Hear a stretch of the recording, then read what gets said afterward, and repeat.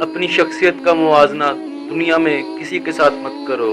اگر تم ایسا کرو گے تو تم خود کو ذلیل کرو گے. اگر تم غریب پیدا ہوئے تو یہ تمہاری غلطی نہیں ہے.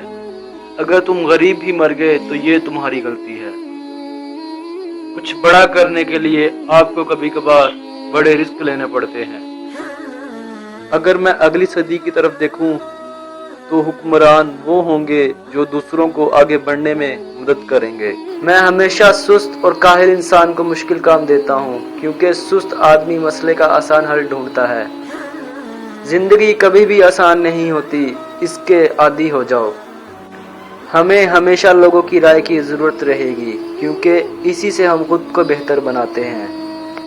یہ یقین کہ دنیا کے حالات مزید خراب ہو رہے ہیں اور ہم بڑھتی ہوئی بیماریوں اور غربت کو ختم نہیں کر سکتے، تو کیا یہ غلط ہے؟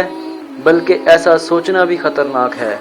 جب کسی ملک میں ہنر مند لوگ ہوں اور ملک کے مسائل حل کرنے کا بھی جذبہ ہو تو دنیا کے باہر کے لوگ بھی آپ کی مدد کو آنا چاہیں گے. تھوڑے بیوقوف اور عقل مند سے اچھی طرح پیش آؤ کیونکہ امید ہے کہ تم ایک دن اس کے لیے کام کرو گے. تمہارا سب سے زیادہ ناراض کسٹمر تمہیں سب سے زیادہ سیکھنے کو دیتا ہے. کچھ لوگ تھوڑی قسمت اور ہنر سے بہت زیادہ مال و دولت حاصل کر لیتے ہیں. خبریں ایک طرح سے لوگوں کو گمراہ کرتی ہیں کیونکہ یہ بری خبر ضرور دیتے ہیں لیکن جب چیزیں آہستہ آہستہ صحیح ہوتی ہیں تو وہ نہیں بتاتے.